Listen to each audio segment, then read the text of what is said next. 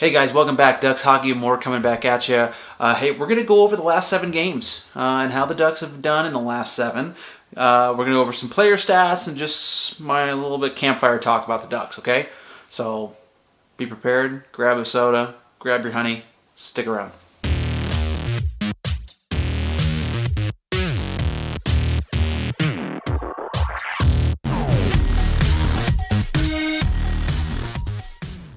Alright, so hey, welcome back. Ducks Hockey and More. Hey, before we get too deep into this, go down, subscribe, smash the like button. If you like Ducks Hockey, if you like hockey content in general, you got to get on board with Ducks Hockey and More. Help me blow it up. Subscribe, smash that like button. Okay, so I wanted to go over, the previous video was basically about the first portion of the season for the Ducks and where they stood. And that video actually came out the day of the Vegas game where they beat Vegas at home. So they played 7 games since that last video, Vegas being the first one of those 7. But I wanted to go over those 7 games real fast, touch on some stats, so let's do it. Their overall record right now is 9-8. Okay, they're still above 500. In the last 7 games, they are 3-4. They could easily be 5-2. You know what I mean? There's a couple games in there where it could have gone the Ducks' way. So 3-4 in the last 7. So we definitely got to get a big win tonight against St. Louis. Coming in after a game last night against the LA Kings where they lost. So talking about those last 7 games, Vegas obviously was the first one. They beat them at home. Great game. Ducks kind of put their stamp on the NHL, if you will, for the season, saying, hey, we are legit. And they beat the defending Stanley Cup champions and looked really good. Okay, looked really good. So that was a big game. Big game for Sam Carrick. Big game for Mason McTavish, who's having a great season. Great breakout year. Then they went on the road. Oh, I take that back. That was coming home as it was. So the very next game was the Pittsburgh Penguins where they got shut out 2-0. That game, I'll tell you right now, they played a great game. The goaltenders had a great game for both sides, for both clubs. Gibson played great. Tristan Jarry played great. Penguins got a lucky bounce on their first goal, and I think that was in the first period. And then they got an empty netter late. Quite honestly, it could have gone either way. You don't get that bounce. It's 0-0 going into the end of the game. Both teams get a point, and something happens in overtime or shootout. So that could have easily gone the Ducks' way, right? So played a good game. Flyers come to town after that. Flyers kind of beat up on us. We beat up on them in Philly. They came to our house and kind of wanted to get some payback. They did. They beat us 6-3 in that one. Leo Carlsson was the one lone bright spot in that game. Got a hat trick. His first NHL hat trick. Leo Carlsson, that guy has money. He's going to be a all-star. Almost consistent. I think he's going to be a consistent all-star where almost every single year Leo Carlsson is getting into the all-star game. I really do. I really do. The kid is money. I love this kid. The team plays better and looks better when he's in the lineup. Straight up. There you go. Anyways, they lost that game. That was kind of a tough one. Then the Sharks come to town. Worst team in the NHL. You have to beat the Sharks. All right? You cannot not beat the Sharks. Not only because they're a rival of the Anaheim Ducks, but just because of the season, this season specifically, and where the Sharks stand and how bad they are. You really can't let them come into your house and let them push you around. So anyways, they didn't. Ducks did a good job. Beat them 4-1.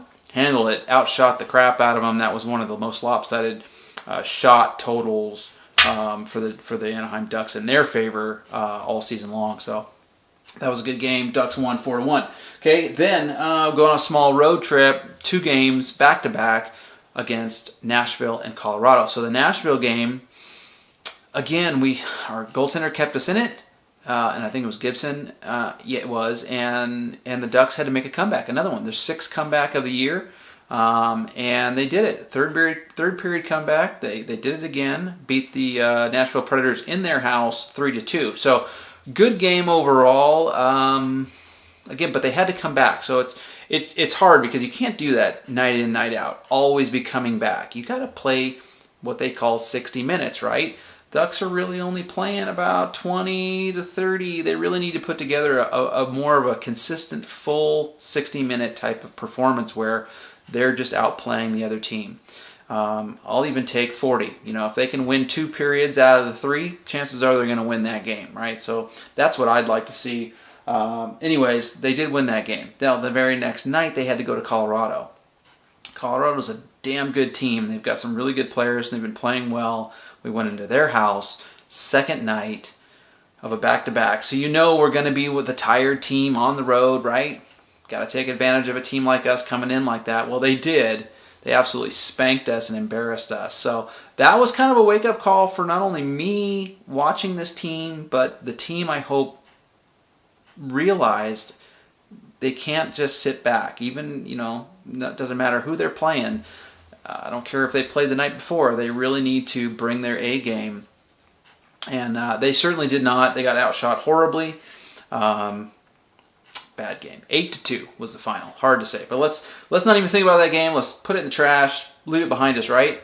Anyways, they come home. And then the controversial game. Florida. Okay? Florida comes to our house. Now, Florida's been playing well. It's not like they're a bad team and they haven't been playing well. They're playing very good hockey right now. They're just and in that game they had Brandon Montour come back, former Duck, on their defense on their blue line, and Aaron Ekblad come back on their blue line. 2 very important defensemen for the Florida Panthers come back for their NHL debuts in the season against the Ducks. And so it was interesting. I was hoping they'd be kind of rusty and they wouldn't be much of an impact, but that just wasn't the case. They were a huge impact right off the bat. So for a team that's playing really well without those 2, and then those 2 come back into the lineup, they're going to start steamrolling, I think, if everybody stays healthy at this point. Barkov had an injury in that game against the Ducks, knee-to-knee contact that was unintentional, but it happened, and it sent him down to the ice, and he left the game. But the Panthers played a good game. They kind of, it was one of those games where the Ducks just again, first period, all Florida. Second period, you could say it was 2-0 after the first. Florida, up 2 goals to none. Second period was just no goals scored, but it was kind of a lopsided back and forth. I think it leaned a little bit more on the Florida side as far as who controlled the puck more. But then the third period comes around, right? Here we go. Florida played the night before, lost to the Kings the night before. So here's where the Ducks always seem to kind of ramp it up. Third period. They started pushing hard, and they finally started shooting the puck a little bit more. And they created a lot more opportunities and chances, and so they cashed in on a power play goal. Frank Petrano got one. Got a big fat rebound and stuffed it in, right? So here we are. We've got life. The crowd's into it. The Ducks are playing good hockey now. Okay, jumping all over Florida, taking advantage of the fact that they played the night before. Jakob Silfverberg works his way around the net. I'm going to show you what happened in just a second. The picture of what everybody saw. Okay, but he does a wraparound. Anthony Stolarz, former Duck, great goaltender by the way, great guy for a backup, is now in Florida. He was playing in the net for Florida last night, or that in that game. Sorry, 2 nights ago. And got across. He made some bitchin' saves in that game, but he got across. The guy's a big guy. Got his leg across, but not enough to keep the puck out of the net. It crossed the line. Take a look at this picture real quick. Now, when you're looking at this picture, you can see it clearly, and I know most of you have already seen this, okay? But you can see that puck is up on edge and completely across the line. I mean, look at it. It's right there in front of their faces. The referees took 5 to 7 minutes to look at this. And allegedly, it even went to the Toronto, the war room they call it, right, in Toronto, where they get involved and look at replays and talk to the referees. Even they overturned this goal. This is a clear-cut goal. It's a goal, people. You can see it in that picture. It's a goal. How in the did the refs get this wrong? How did they rob us of a goal when you look at that and it's clearly over the line? There is white between the puck and the red goal line. There's white. That's crossing the goal. I don't understand. I really don't. It boggles my mind that they took that long to look at it And the video footage that we have as fans at home, at the arena, are looking at it going, that's a goddamn goal, man. What is your deal? I mean, you could hear it in Cronin's voice at the interview afterwards. You can hear it in Silverberg's, right? They didn't want to say it, and you know that they wanted to, but they didn't. They don't understand. They don't get it. They're confused. And they did the right thing. They did the right thing. They said, the NHL, they probably, they've got the right whatever. Fuck that. The NHL got it wrong, okay? They got it wrong, way wrong. They robbed us of a point. That game should have been tied, and we should have gone at least to overtime. Whether we won the game or not doesn't matter, but our comeback was there. We tied the game. They took it away from us. So I'm done ranting about that, but that was a bullshit call. So anyways, thanks referees on that one. I want to get back to the fact that the Ducks in the last 7 games are 3-4. I believe, in my personal opinion, it's mostly because they're not putting together a full 60 minutes, okay? Again, like I said before, they need to win 2 out of those 3 periods. Okay, the other factor is they are not, they're allowing too many shots again, very similar to last year's bullshit. Too many shots are getting through on the goalies. Now, if the goalie can see it and make a save, that's one thing, okay? That's the difference between this year and last year, is they're eliminating and boxing out the other team so that the goalies can actually see the puck coming and make a save, right? So yeah, but those shots they're still allowing a lot of shots, and they're not getting enough themselves. They're getting outshot most games, and you can't do that in this league and be successful. You've got to win at least 2 of those 3 periods every night, and you've got to outshoot the team. Got to. Shots against kind of dictate who the momentum was going for in that game. Like, so if you're getting outshot night in, night out, then you're not playing to the level of the other team. You have to outshoot them and outplay them. The more you outplay them, the more shots you take, the more shots you're going to get against. And that's kind of a good way to judge how well you're playing and who's outplaying who. That shot total, okay? So that's a big deal. And talking about that, it's a problem we had last year, and it's a problem we're starting to see now this year, and I don't like it. We can't keep playing like that. Vegas game, we were outshot 32-23. The Pittsburgh game, we were outshot 36-31. In the Flyers game, it was a really high shot total for both teams, 38-36. The Ducks won that one. Ducks had 38 shots to the Flyers 36. Against the Sharks, we totally dominated them, 44-26 for the shots for the Ducks. Against the Predators outshot us. We won the game, but the Predators outshot us 30-20. In the Avs game, it was horrible, 38-17. The Avalanche outshot us 38-17. 38-17. Did you hear that? Did you have to turn up your volume a little bit? 38-17. Ridiculous. The Florida game, this last game, 35-35. So we allowed a lot, but we also got a lot. And we were in that game in the third. So Stolarz had a really good game, by the way. Okay, I think that if it wasn't for Anthony Stolarz, that would have been him playing so well. That would have been a bit different outcome. He stopped some one-on-one breaks that we had that I can't believe we didn't score at least one on. It was interesting. So anyways, you see where I'm going with that. Shot totals are really, really bad right now. I want to talk about the fact that our goaltending has looked a lot better. Gibson has always been good. If you know me and you know Ducks hockey anymore, I've never put Gibson down. Last year his numbers were atrocious. But why? Because the team was atrocious. The defense was atrocious. Dallas Eakins was atrocious, right? So, of course his numbers aren't going to be good. This year's a totally different defense, totally different team. We play better. We box players out. We finish our checks. We pin people to boards, create turnovers. We block shots. We're much better defensively than we were last year. So the goaltending numbers look better. Gibson's numbers are top of the league. Okay, he's in the top of the league. He's got a 2.18 goals against average and a 929 save percentage. That's good, people. That is good. I'm really happy to see Gibson finally getting numbers that represent who he is and how well he plays, because, quite honestly, that's what he deserves. Okay, everybody always talks about, he deserves to play for a contender, whatever. Okay, fine. Yeah, sure he does.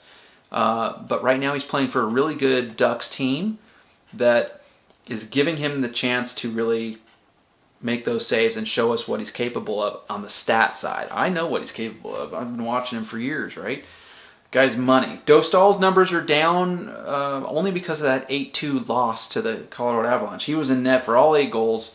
So unfortunately, his numbers were affected by that one specific game. But his current numbers are 3.78 goals against average, 893 save percentage. Those numbers would be better had he not been in net or we had not lost so badly to the Colorado Avalanche. That 8-2 loss really hurt him. But you can see our goaltenders are doing well. We've got probably one of the best tandems in the NHL. Easy. Okay, players. Let's talk about some players that are kicking ass and continue to do well, and we need to mention it because they're doing so well. Leo Carlsson. Dude, the guy's only got 11 games played. Okay, 11. He's got 6 goals, 2 assists, 8 points. Okay, he's a -2, but who cares? Love this kid. He's money. Sam Carrick, 4th line guy, 17 games played, 4 goals, 2 assists, +2. Mason McTavish is having a breakout year. He's played in all 17 games. He's got 7 goals, 9 assists, and he's a +1. This kid's money. Future captain, guys. You heard it here. You heard it here first. Mason McTavish. He's going to be the next captain of the Anaheim Ducks. Frank Vatrano, money this year. 17 games played, all games, right? 12 goals, 5 assists, and a +4. And then Ryan Strome, the third part of that second line, the McTavish, Vatrano, Strome line. Strome, 16 games played. He's got 2 goals, 12 assists. He's been the setup man for these two people, for Vatrano and McTavish. 14 points, and he's a +3. Got to talk about John Gibson real quick. I just talked about his numbers. Guy's money. Gibby is money. John Gibson, man. Radko Gudas. Radko Gudas has got 3 goals, 3 assists, and he's a +7. +7. Did you hear me? Pavel Mintyukov, okay? If it wasn't for Connor Bedard, Pavel Mintyukov would be leading the Calder Trophy running right now, right? I mean, this kid is good. Not only is he offensively able to create plays and jump in on the rush, but defensively, he back checks really well. He plays that man-to-man real well. He takes the body. God, I love this guy. He's only 18, 19, whatever he is. I mean, young stud. Anaheim Ducks' future is super bright. So anyways, Pavel Mintyukov, a goal and 9 assists and a +2. Go, man. Keep it up. Cam Fowler, always got to mention Cam. There's not a year that goes by that Cam Fowler doesn't have an impact on this team and the defense. Okay, he might have a minus something year, but that's just because of how bad the team is. Sorry, but Cam Fowler is bitching. Okay, his number 4 should be raised in the rafters. He should retire, and they should put his number in the rafters. I'm telling you right now. Okay, players that need to pull their weight. Troy Terry. I was on the fence about Troy. Troy just landed a $7 million a year contract for 7 years. Okay, big money. Okay, I need to see more from Troy. He has his bits, he has his moments, and I'm like, yeah, all right, you know. But then for the most part, and I think the biggest thing for Troy right now is consistency with the players that he's played with. That top line of Carlson, Zegras, and Terry works.